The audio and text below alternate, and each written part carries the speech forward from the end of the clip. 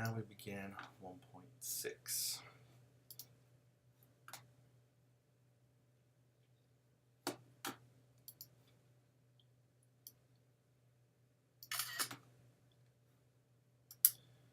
Perform this indicated operation and simplify it. So this is actually not so bad. Just remember that the square root and the square cancel out.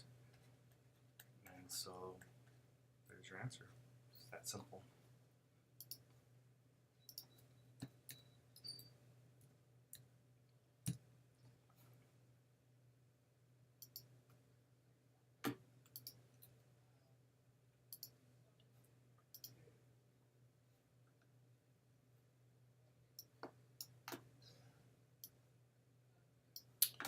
Find all solutions.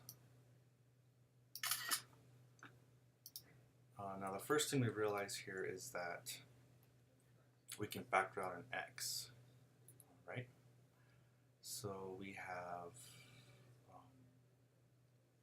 x squared minus 5x plus 4 is 20. So that's not going to work. There's another thing we can do. If this was 0, it would work, but it's not 0. So what we're going to do here is get everything to one side.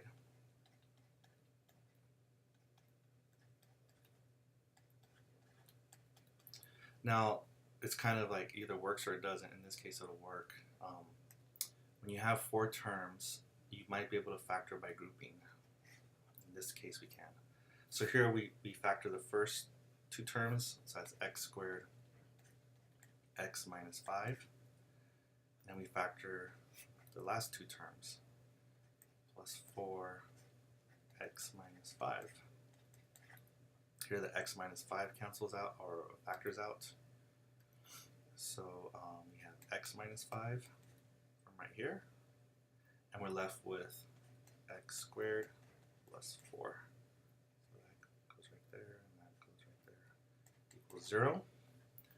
We remember the ZPP property, so, or the ZPP, so this is x minus 5 equals 0. This is x equals 5. That's one answer. Our other answer is going to be x squared plus 4 equals 0, so x squared equals negative 4. What's the square root of negative 4? Plus or minus 2i. So 5 and 2i and minus 2i are the answers. Quadratic in form.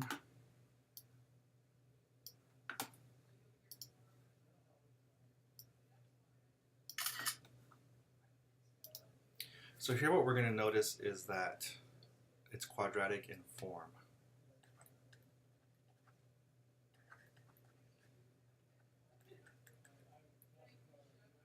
Writing this one. Quadratic in form.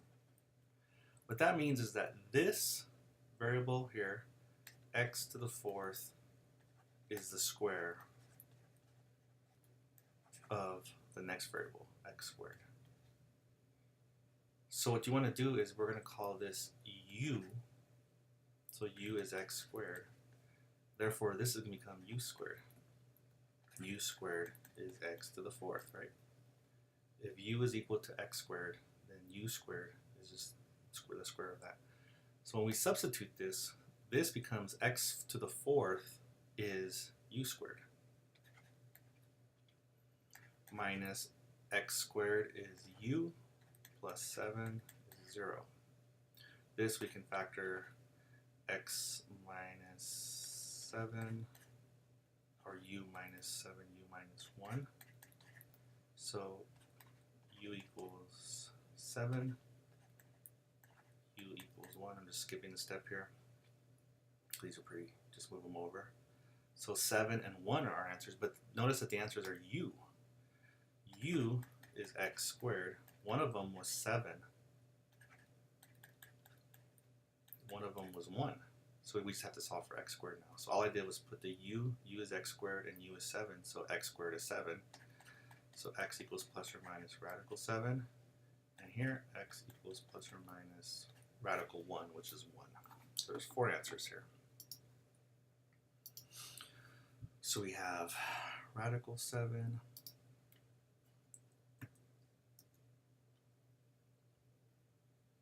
minus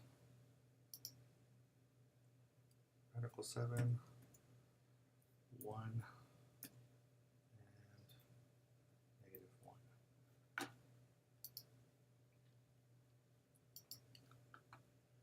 Our final one.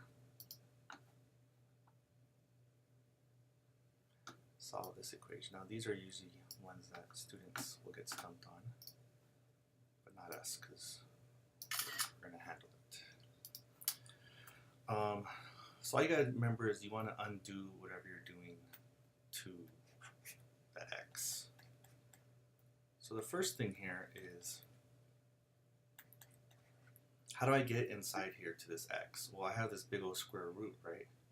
How do I undo a square root? I square. So I square both sides. Now this is going to be gone. So it's just 6x plus 10, but the 8 becomes, 64. And now, this is the simplest problem to solve. So subtract 10, 6x equals 54, x equals 9. Now it's important that you check these whenever you have a radical, because you can have what's called extraneous solutions. So square root of 6 times 9 plus 10, this is 54 plus 10, so the square root of 64 is 8, and it checks out. So the answer is 9.